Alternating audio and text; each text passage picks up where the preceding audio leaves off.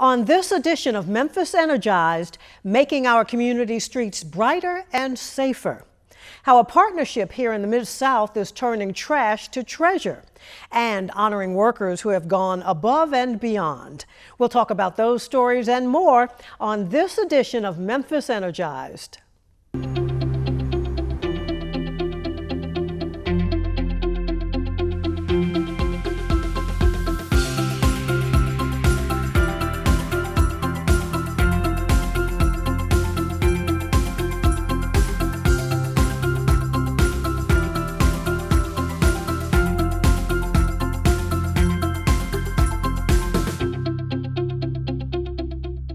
Hello everyone and welcome to Memphis Energized. I'm Jane Segal.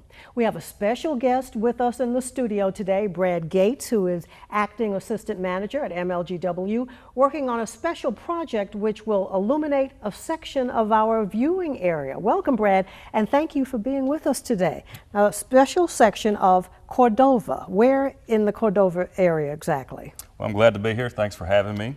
It is actually a pretty good section of South Cordova, covering from Walnut Grove, Forest Hill Irene area, Sanga, and Bazemore are the main streets. Now, why are the lights being installed in the area?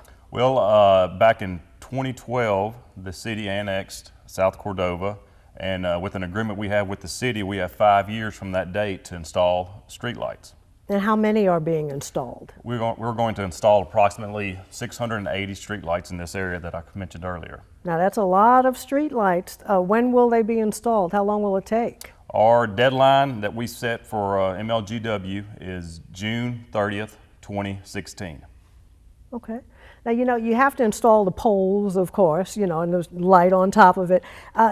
Is it a time-consuming thing to get those poles, just the way they need to be, or is it, you've done it so much and so often that it's just a very quick process? Well, it's not very quick. There's actually two scenarios I'm going to talk about.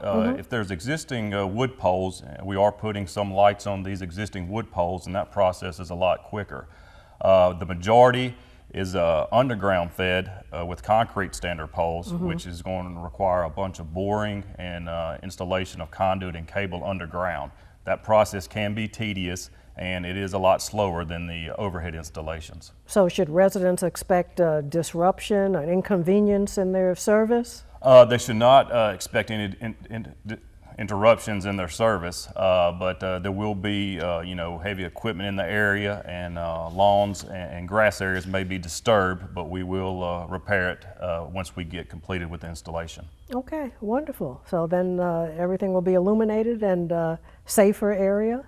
Yes, ma'am, definitely. I know that's one of our main goals, is to get it in as quick as possible to help prevent any kind of crime or other issues that may affect that area. Very important.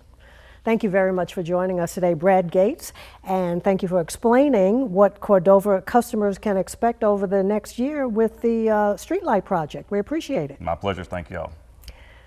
Recent drought in California and other areas of the country demonstrate how scarce and precious water resources can be.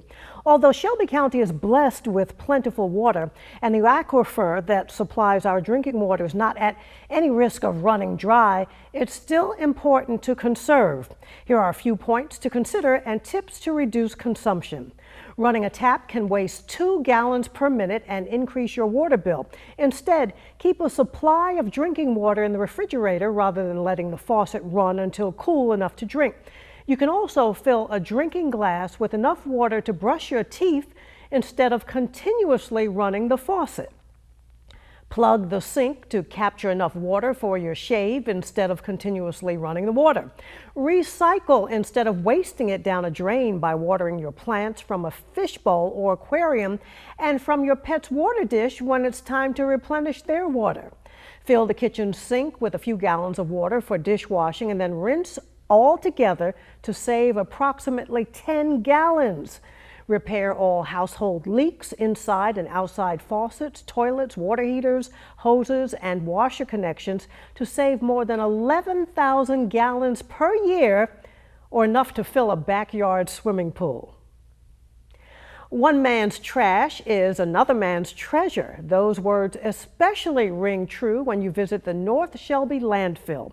There at the landfill, a partnership between MLGW and Clean Energy Renewable Fuels is turning discarded waste into an energy source.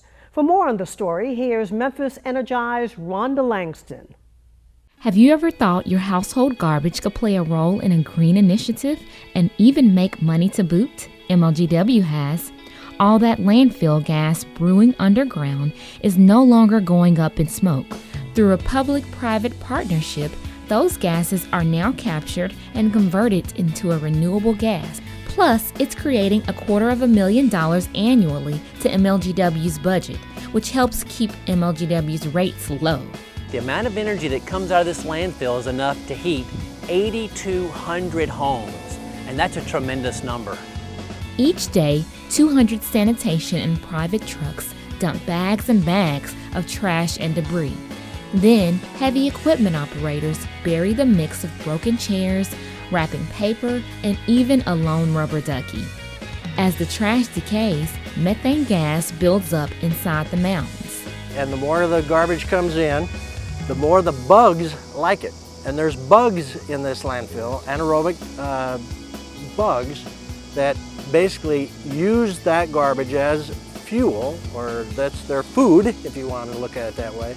And as they process that garbage, they produce methane and carbon dioxide as the end product. Clean Energy Renewable Fuels harnesses and converts the landfill gas into renewable energy. It's like an underground green machine factory operating 24/7 beneath the landfill. I couldn't feel any better about it. Look what the impact is. Number one, it's really good for the environment. We're really taking this renewable resource and putting it to good use. MLGW provides the pipeline that transports the gas. Through a complex system of pipes and 200 wells, Clean Energy pulls the methane gas into its facility. The wells are out there in the yellow post, the vertical ground or wells that extract the gas out from those bugs that are making that gas each and every day. And that's how the gas gets over to the plant, is through a network of pipes, and then is processed and injected into the Memphis Light and gas water pipeline. Since it opened in September 2014, Clean Energy has produced what is the equivalent of 4 million gallons of diesel fuel. That is enough renewable natural gas to power 260 trucks in a year. It is a far cry from what happened to the naturally occurring methane gas that was produced here in the past. What's behind us is the flare at the landfill. And what the flare does is, after they collect all the landfill gas in the landfill, traditionally they'll pipe it all to this flare and just burn it. All of that energy that's renewable that's being created by this landfill was just being wasted. There was a giant flame feet above that would burn day and night. And if you look right now, what do you see? You see nothing. Now, that flare serves as an emergency backup in times of excess gas or equipment repairs. In addition, there's a small team, 3 employees, who keep a watchful eye, monitoring the operation through a series of computers that can be accessed on or off-site, making sure everything runs smoothly. And so far, so good. I deal with a lot of different utilities on a lot of our different projects, and I will say that MLGW was one of the best utilities I've ever worked with. Clean Energy also signed a contract with Republic Services, which operates the 950-acre North Shelby landfill. The landfill is projected to have the capacity to bury trash for another 100 years. The arrangement is a long-term commitment for everyone involved. You got to have a way to bring the gas to market, and you've got to have significant investment. So MLGW's role was bringing it to market. We actually have a pipeline that goes from this plant that interconnects into our distribution system. They clean the gas up to meet pipeline quality specifications, and then we take it into our system. The other thing you need is significant investment. Clean Energy Renewable Fuels invested more than $18 million in this project. Out of the roughly 3,000 landfills across the country, EPA reports that 645 are operational landfill gas projects. Basically, one of our goals and missions is to fuel vehicles with renewable natural gas. This facility is a prime example of our mission. Now, in its second year of operation, both MLGW and Clean Energy are pleased with the partnership they formed and what's been accomplished in a short amount of time. One more thing that I'm proud of is how quickly we were able to take this project from concept all the way to production. We were able to do it within 18 months. If you look around at other projects, even similar projects, that is a remarkably short amount of time to go from concept all the way to production. Well, in my opinion, this is one of the best examples of a successful project. Next year, Clean Energy is expecting to increase its production by 50%, making it a successful trash-to-cash venture. For Memphis Energized, I'm Rhonda Langston. Thank you, Rhonda. Between 2005 and 2014, pit bulls have killed 203 Americans and accounted for 62% of the total recorded dog bite fatalities. Thankfully, Gerald Applewhite isn't one of those statistics. MLGW customer service account investigators Mark Love and Greg Willey were there to intervene when one of Applewhite's 5 pit bulls turned aggressive and attacked Applewhite in his yard. When Willey and Love realized the homeowner was in distress, they called 911 and tried spraying blue with mace. When that didn't work, Love tossed a pipe over the chain link fence. Love said the owner busted the dog across the temple and Blue finally let go. Applewhite ended up with 17 stitches and the dog was later euthanized. Love and Willey were recognized for their quick thinking at a recent MLGW board meeting. The two received the MLGW Hero Award for their brave efforts on Applewhite's behalf. Also recognized at the same board meeting were Sammy Davis and Tony Dixon. When these two customer service techs arrived at the home of Joyce Gray to install a donated air conditioner as part of MLGW's Play It Cool program, they didn't get an answer. Now, typically, they would have left a card advising that they had been by the home along with a number to call to reschedule. Instead of going on to the next job, Davis and Dixon called the emergency number listed on the homeowner's application. They called Mrs. Gray's son, who came right away and let Dixon and Davis into the home. The trio found Mrs. Gray unresponsive and immediately called paramedics, who were able to revive her, but stated her blood sugar had plummeted to 28, which is dangerously below the normal range. Davis and Dixon's efforts likely saved Mrs. Gray's life. Heating season is here, and if you haven't already, call now for a pilot safety inspection for your heating appliances. MLGW's pilot safety inspection program runs through February 29, 2016. Appointments scheduled until December 31st incur a $54 fee. The fee will be billed to your account and covers up to 3 gas heating appliances. For customers with more than 3, there's a $16 fee for each additional one. The service is free to physically challenged customers and seniors 60 years and older. To schedule an appointment, customers should call 820-7878, or customers can use the interactive voice response or IVR system. Customers must have their 16-digit account number to use the IVR system. Don't go away. There's much more on Memphis Energized after the break. Stay tuned.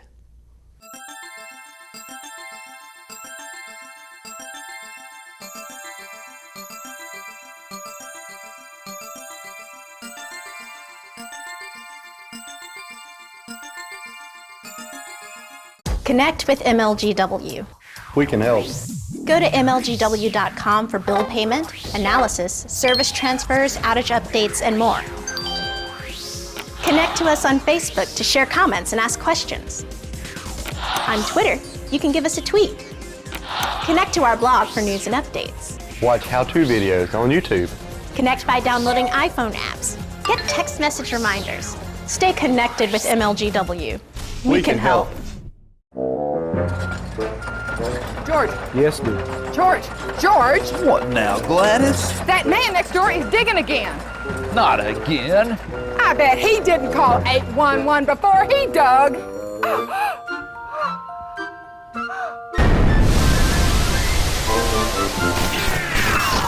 George! that smell like? Know what's below. MLGW reminds you to call 811 before you dig, even for small projects.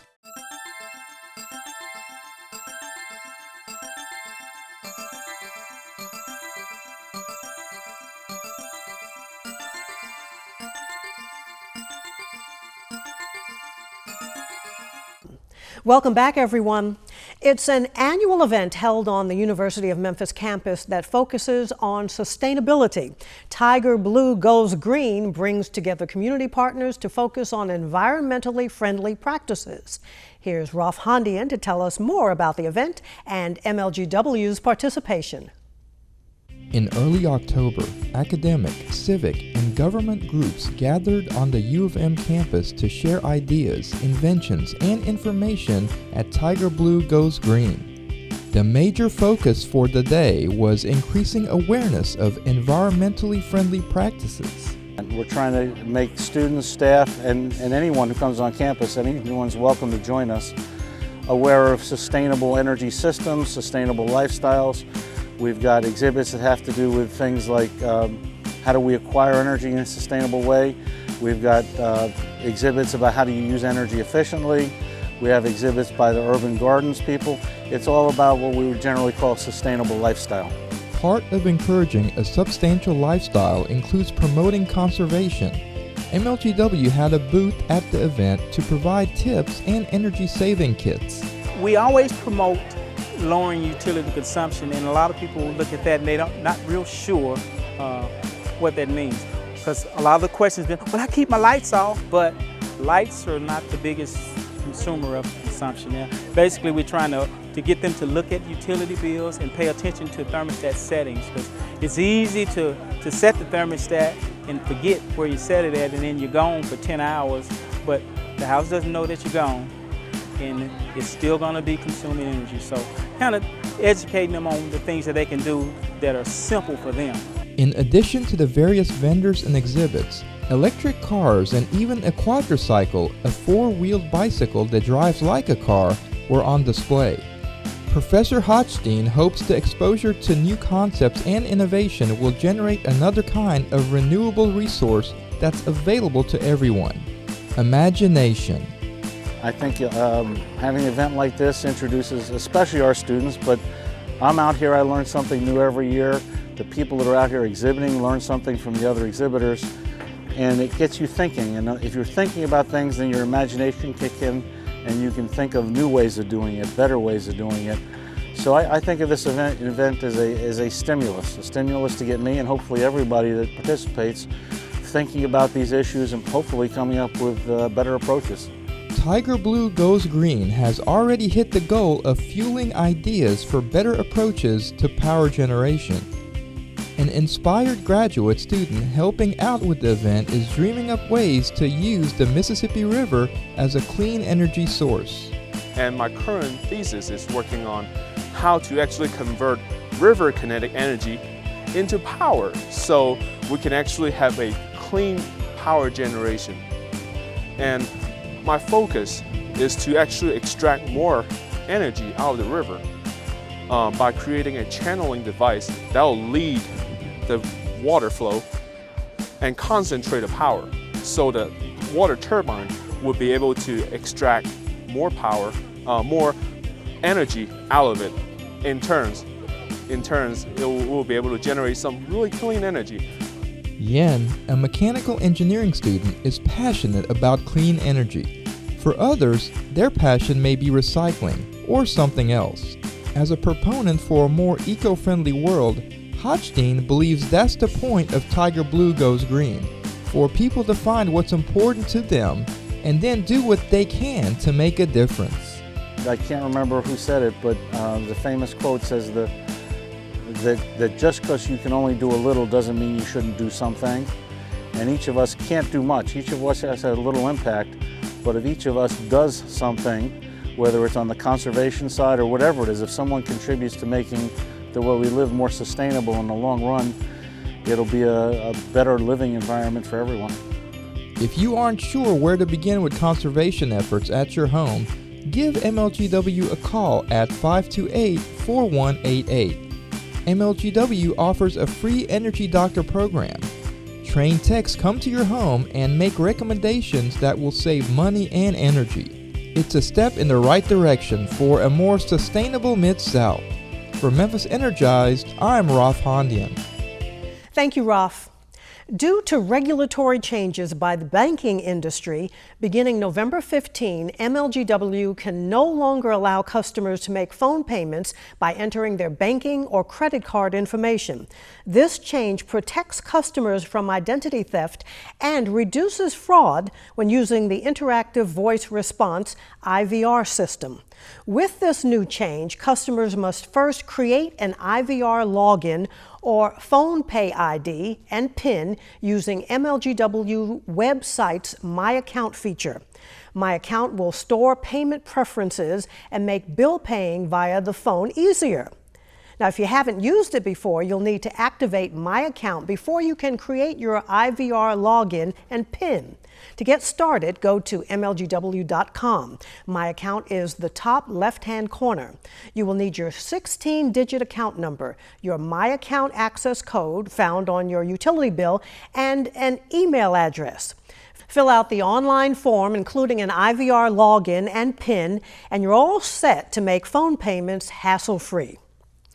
If you use a space heater to take the edge off of chilly winter nights, you'll want to make sure you're following proper procedures to avoid potential fire hazards. Here's Memphis Energized Candace Spicer with steps that will help keep you comfortable and safe.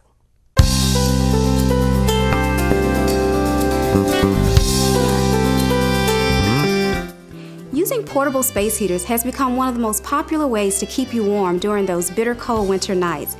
But you must remember that while running any appliance that produces that much heat, there are safety precautions you should take. Always use heaters on the floor. Never place heaters on furniture. They may fall, dislodging or breaking parts in the heater, which could result in a fire or shock hazard. Unless certified for that purpose, do not use heaters in wet or moist places, such as bathrooms, or it could lead to a fire or shock hazard. Do not hide cords under rugs or carpets. Placing anything on top of the cord could cause the cord to overheat and can cause a fire.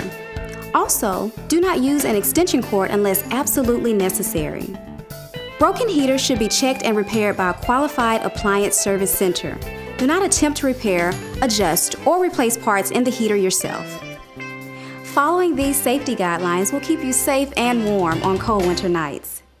Thank you, Candace. Do you like the idea of knowing how much your utility bill is going to be even before you receive it? Then sign up for MLGW's budget billing program. With budget billing, you'll know how much your bill will be, and you pay the same amount each month. Signing up for budget billing is easy. When you enroll in the program, MLGW analyzes your previous year's total usage, adjusts for rate changes and weather conditions, and divides the total into 12 monthly installments. Sign up now. It's easy to apply. Call 544-6549, visit one of MLGW's community offices, or go online to MLGW.com to download an application. Are you looking for an even easier way of keeping up with your utility bill? Then look no further than your cell phone for MLGW text alerts. Customers can sign up to receive text message notifications of billing due dates and possible impending cutoffs. Customers can register for the program at MLGW.com/text alerts. To help keep emergency lines clear for those life-threatening situations, customers are reminded to use 528-4465 only for emergencies. MLGW deemed emergencies are considered things such as gas leaks, downed electric wires, broken water mains inside a building, or unsafe street barricades. If you need to stop, start, or transfer service, call the Customer Care Center at 820-7878 Monday through Friday from 7 a.m. until 7 p.m. Any other account inquiries can be addressed by calling 544-MLGW. And if typing rather than talking is more convenient for you, then you can get your questions answered with just the click of a mouse. MLGW's web chat feature for residential customers can be found at MLGW.com. Web chat is available for all residential customers from 9 a.m. to 5 p.m. Monday through Friday. Web chat provides a full range of service options, including the option to make payment arrangements. And as always, customers can send any of their utility-related questions and feedback to MLGW Customer Care at mlgw.org. MLGW has now added credit card machines to all of its community offices to expand payment options for customers. Customers can make those payments with Visa, MasterCard, or Discover Card. Credit card payments made at a community office are posted immediately. And for your safety and to protect our employees, please remember to use caution when driving in a utility work zone. These zones located throughout the city don't have to be dangerous if you use caution. Many times you'll see crews working near streets and highways when installing gas mains or working on overhead or underground power lines. Utility work zones are clearly marked with signs or work zone flaggers, so please pay attention and remember, speed limits may be reduced in work zones. Thanks for helping to keep our employees safe so we can do the best work for you. We've covered a lot in this edition of Memphis Energized, and I hope you've learned a lot and will join us next time. And remember to join us online at Facebook, Instagram, Twitter, YouTube, and at mlgw.com. Until next time, I'm Jane Segal. Thanks for watching.